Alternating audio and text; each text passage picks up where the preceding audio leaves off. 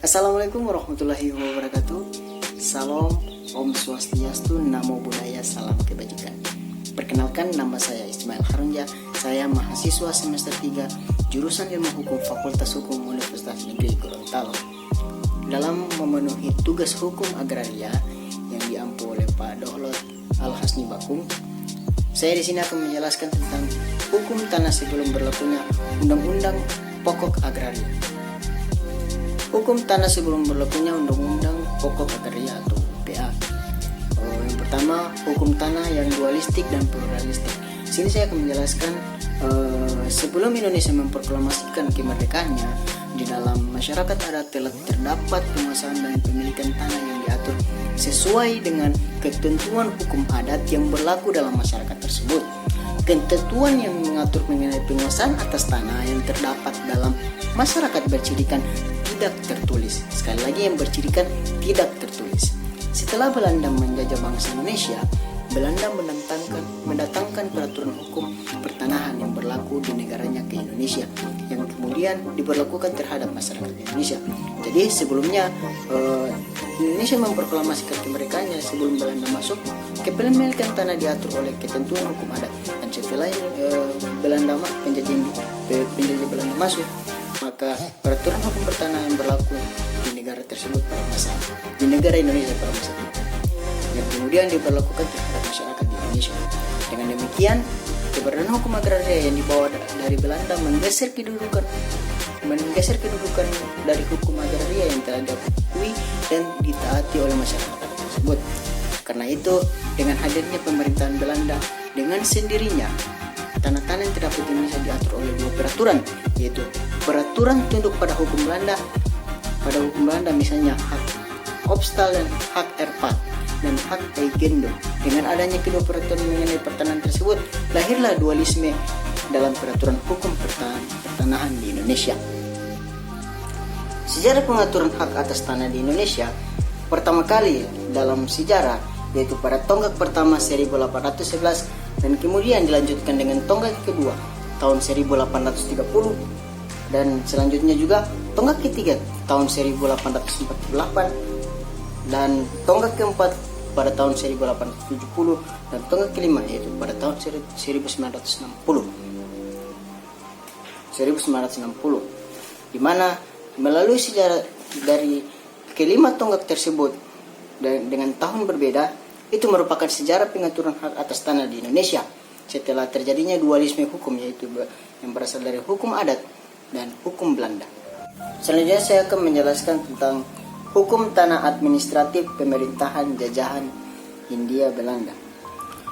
Pembahasan materi ini akan berkisar mengenai berlakunya hukum tanah pemerintah Belanda yang terdapat di negaranya kemudian dibawa ke Indonesia. Kehadiran hukum tanah Belanda menggeser keberadaan hukum adat yang telah lama bercokol di Nusantara. Maka dari itu saya akan menjelaskan dan akan diuraikan sebagai berikut. Yang pertama, agresi Wet 1870. Setelah berkuasa di Indonesia, pemerintah Belanda memberlakukan hukum tanah yang terdapat di Belanda, yaitu agresi Wet. Agresi Wet ini dibuat di Belanda tahun 1870 dan diundangkan dalam S 1870 sampai 55 tahun 1870 sebagai tambahan ayat-ayat baru pada pasal 62 Reglemen Hindia Belanda tahun 1845. Selanjutnya, tujuan dari agresi Wet adalah tujuan utama diberlakukannya agresi Wet atau AW ini adalah untuk membuka kemungkinan dan memberikan jaminan hukum kepada para pengusaha swasta untuk dapat berkembang di Hindia Belanda.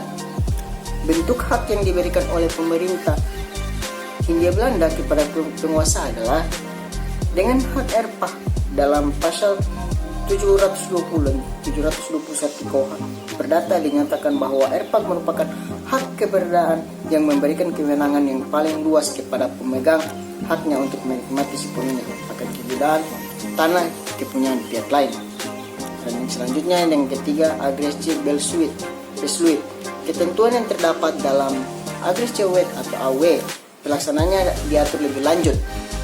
oleh beberapa peraturan dan keputusan, diantaranya adalah AGSC Besluit yang dibutuhkan dalam S 1817-118. Selanjutnya saya akan menjelaskan tentang fungsi domain verklaring. Dalam praktik pelaksanaan perundang-undangan pertanahan, domain verklaring berfungsi sebagai berikut. A. Sebagai landasan hukum bagi pemerintah untuk memberikan tanah dan hak-hak barat yang diatur dalam KUH Perdata seperti ERPA, hak obstal, dan lain-lainnya. Dalam rangka domain verklaring, pemberian tanah dengan hak eigendom dilakukan dengan cara pemindahan hak milik negara kepada penerima tanah. Selanjutnya dan yang terakhir di bidang pembuktian kepemilikan. Apabila dicermati ketentuan yang termuat dalam AGSC Wet dan AGSC Besluit, pada waktu itu sangat merugikan kepemilikan tanah. Mengapa? Sebab tolak ukur yang dipakai adalah tolak ukur yang bertumpu pada pembuktian tertulis. Sementara pada waktu itu zaman penjajahan Belanda, hampir dipastikan semua masyarakat tidak memiliki surat pembuktian hak milik dalam bentuk sertifikat tanah kecuali orang-orang tertentu. Misalnya kaum bangsawan yang memiliki sertifikat karena kedekatannya dengan pemerintah jajahan Belanda tersebut. Demikianlah penjelasan saya tentang hukum tanah sebelum berlakunya Undang-Undang Pokok Agraria. Saya menarik kesimpulan bahwa sebelum lahirnya Undang-Undang Pokok Agraria atau UPA, sebelumnya masyarakat Nusantara atau Indonesia memakai hukum adat sebagai dasar hukum untuk pembagian hukum tanah. Dan setelah masuknya penjajah Belanda, maka hukum yang berada di negaranya menggeser hukum adat sebagai dasar hukum untuk mengatur hukum tanah. Demikian penyampaian dari saya. Lebih dan kurangnya saya mohon maaf. Akhirul kalam, wallahu musta'an. Wassalamualaikum warahmatullahi wabarakatuh.